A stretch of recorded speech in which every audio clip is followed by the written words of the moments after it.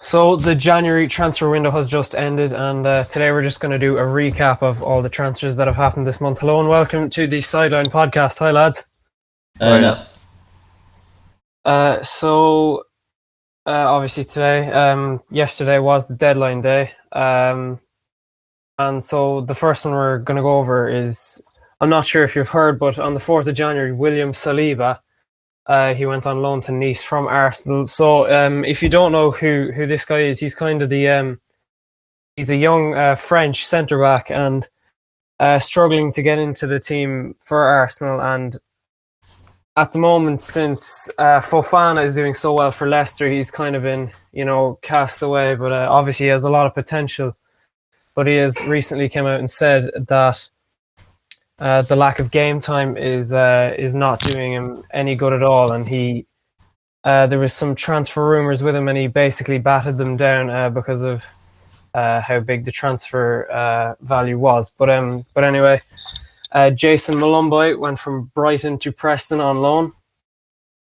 Mark Travers, 6th of January, went to Bournemouth to Swindon on loan. Not sure how good of a move that was for him. On the 7th of January, Rolando Aarons, Newcastle to Huddersfield, and Rabbi Matondo from Schalke to Stoke, and Liam Amadiallo from Atlanta to Man United. He scored 2 goals on his debut against Liverpool. Did you see the goals? Yep, I saw the first one, an intercept against the Liverpool backline, and the second was an ice-cold Panenka from the penalty spot. Great goals, to be fair to him.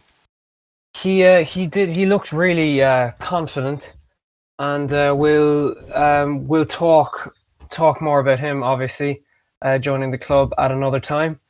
On the 8th of January, Robert Snodgrass, West Ham to West Brom. Ethan Laird, Manchester United to MK Dons on loan, another Manchester United young boy he's been... I think Ted Mengi went on loan to Derby today as well. Ted and Mengi did, and we'll get on to that towards the end, and if we don't have enough time, obviously we will do a part 2, but for the time being we'll press on with what we have here. So Sebastian Haller went from West Ham to Ajax, 20.25 million pound transfer sum. Fionn, do you think that's a good value for Sebastian Haller? I would have said maybe 15 million for him, but I think a move to Ajax is good for him because he wasn't doing great at West Ham. He never performed overall well for the team, and he just didn't really suit their style of play. So I think it's better off that he's gone to Ajax, and he might do better there.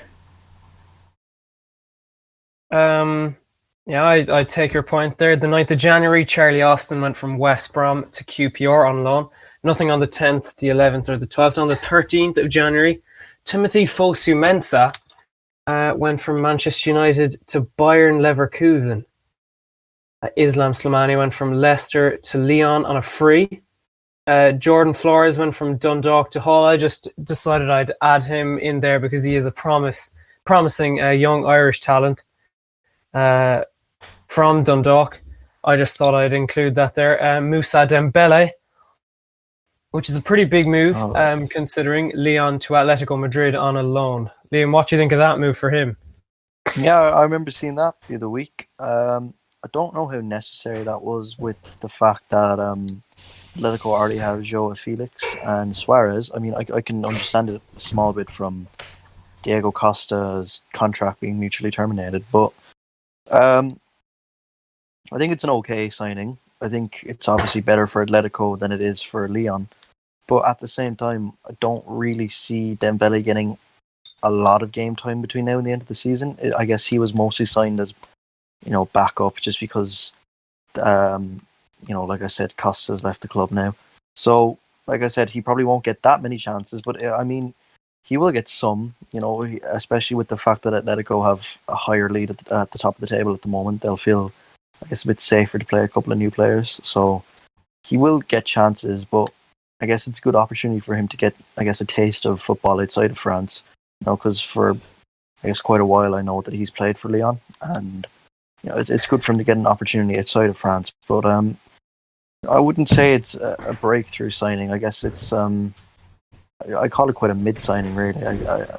I guess it's okay for both parties, mainly because it's a loan, but it's not quite groundbreaking or anything. Yeah, and yeah, okay, I take your point, and that's a fair point. Nothing on the 14th, the 15th, or the 16th. On the 18th, pretty average. Jack Wilshere, free transfer. Jack Wilshere, free Forgot agent he was in Bournemouth. Forgot he was even playing anymore.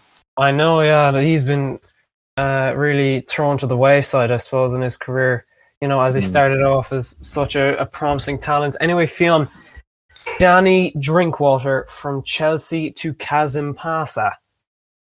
I don't even know where that club is. Yeah. What are your thoughts on that? I didn't even hear of that transfer. That's a big step down for him. I mean, he's well known. If he was thinking he wanted to move, he could, like, you might expect him to sign for like Aston Villa, a smaller club in the Premier League. But like where he's gone to now, that's such a small club compared to Chelsea, and I think it's just a huge step down for him. Yeah, for a former Premier League winner. Anyway, on the 19th of January, Richard Keogh, the Irish centre-back who is the physical embodiment of the words bang average, from MK Dons to Huddersfield, and Liam Mario Mandzukic from a free agent to AC Milan, and him and Ibra are absolutely lighting up Serie A at the moment. Yeah, definitely. I think they'll definitely complement each other quite a lot. I know that they're more older, experienced players, and obviously Zlatan has been immense for AC Milan since he signed for them. I think it was last season.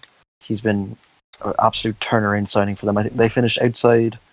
Sorry, no, they finished, I think, 5th or 6th last season, and since Zlatan's come in, they're top of the Serie A at the moment. Only a 2-point lead, but they've only lost 2 games all season, mind you. They've been immense, honestly. They've been a great team. They're going places in the Europa League as well. I mean, Zlatan hasn't exactly played every game, but when Mandzukic, I guess, gets fully fit with the Milan team and comes in, I guess maybe seeing a 4-4-2 formation with Zlatan and Mandzukic up top will be pretty terrifying for defenders and goalkeepers, because they're both proven goal scorers. I mean, especially they've proved it on international level as well. Mandzukic in the final against France in 2018, Zlatan for Sweden against England. His 40-yard bicycle volley, that was one of the best goals I've ever seen. So I mean, 2 of them up front together is going to be a scary sight for defenders, honestly. I think it's a really good signing for AC Milan, especially on a free transfer.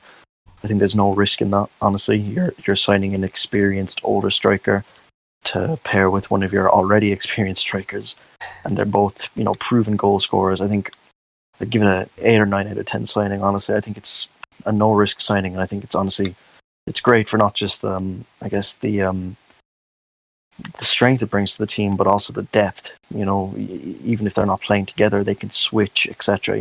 And it'll definitely help some of the younger players in the team develop too, having 2 experienced players like that. So,